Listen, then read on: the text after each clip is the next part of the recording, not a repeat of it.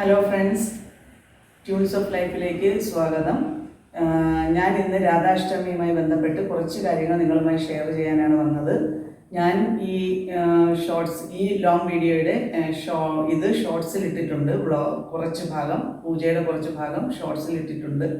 എല്ലാവരും അത് കണ്ട് ലൈക്കും സപ്പോർട്ടും ചെയ്യണേ. പിന്നെ ഇനി ഞാൻ പറയാൻ വന്നത് രാധാദേവിയെക്കുറിച്ച് ഞാൻ പറയാതെ തന്നെ നിങ്ങൾക്ക് എല്ലാവർക്കും അറിയാം. 11/9/2024 പ്രാതമാസത്തിലെ, അതായത് സെപ്റ്റംബർ മാസത്തിലാണ് രാധാദേവിയുടെ ജന്മദിനം വരുന്നത്. ഇത് ഞാൻ പറയാതെ തന്നെ നിങ്ങൾക്ക് എല്ലാവർക്കും അറിയാം. അപ്പോൾ ഞാൻ എൻ്റെ വീട്ടിൽ രാധാദേവിക്ക് ഹാരജമന്തി കൊണ്ടുള്ള ഒരു ഹാരവും അതുപോലെ തന്നെ കുറച്ച് പൂക്കളും എൻ്റെ വീട്ടിൽ ഉണ്ടായിരുന്ന മറ്റ് ശ്രീകൃഷ്ണ വിഗ്രഹവും ചേർത്താണ് പൂജ ചെയ്തത്. രാധ ഉള്ളിടത്ത് കൃഷ്ണനുണ്ടെന്നാണല്ലോ വിശ്വസിക്കപ്പെടുന്നത്. അപ്പോൾ അതുകൊണ്ടാണ് ഞാൻ അങ്ങനെ ചെയ്തത്. അതുപോലെ തന്നെ ദേവിക്ക് പ്രസാദമായി വെച്ചത് ഡേറ്റ്സും അതുപോലെ കാഷ്യൂ നട്ട്സും പിന്നെ കുറച്ച് വളകളും, കുപ്പി വളകളും ആണ് ഞാൻ ഉണക്ക മുന്തിരിയുമാണ് ഞാൻ നൈവേദ്യമായി വെച്ചത്. എന്നാൽ കഴിയുന്ന വിധം ഞാൻ പൂജ ഭംഗിയാക്കാനായി ശ്രമിച്ചിട്ടുണ്ട്.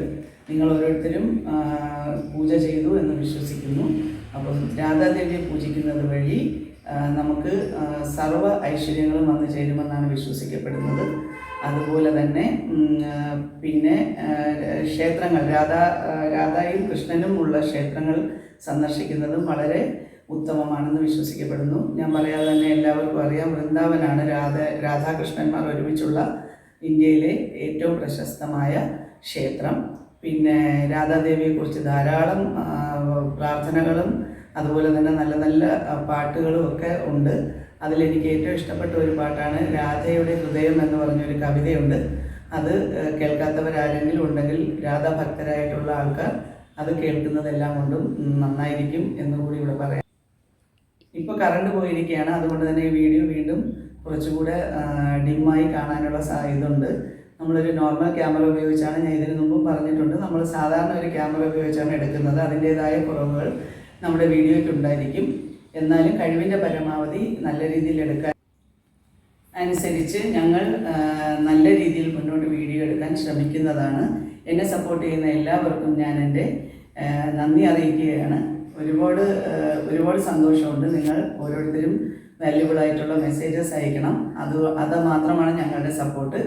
അപ്പോൾ മുന്നോട്ട് ഉള്ള ഐതിഹ്യം പറയുകയാണെങ്കിൽ, വളരെ ചുരുക്കത്തിൽ പറയുകയാണെങ്കിൽ, വൃഷഭാനു മഹാരാജാവിൻ്റെയും കീർത്തിയുടെയും മകളാണ് രാധ എന്നൊരു ഐതിഹ്യം പറയുന്നു. മറ്റൊരു ഐതിഹ്യം പത്മപുരാണത്തിൽ പറയുന്നത്, മഹാവിഷ്ണു ശ്രീകൃഷ്ണ അവതാരമെടുത്ത് ഭൂമിയിലെത്തിയപ്പോൾ ലക്ഷ്മി ദേവിയാണ് രാധയായി അവതരിച്ചത് എന്നൊരു ഐതിഹ്യം കൂടിയുണ്ട്.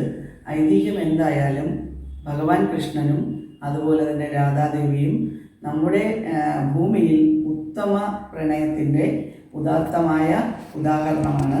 അതുപോലെ മനുഷ്യരെല്ലാവരും സ്നേഹത്തോടെയും നല്ല സന്തോഷത്തോടെയും ജീവിക്കണം എന്നുള്ളൊരു സന്ദേശമാണ് രാധാഷ്ടമി നാളിൽ നമുക്ക് ഷെയർ ചെയ്യാനുള്ളത്. ഏവർക്കും രാധാഷ്ടമി ആശംസകൾ. Thank you.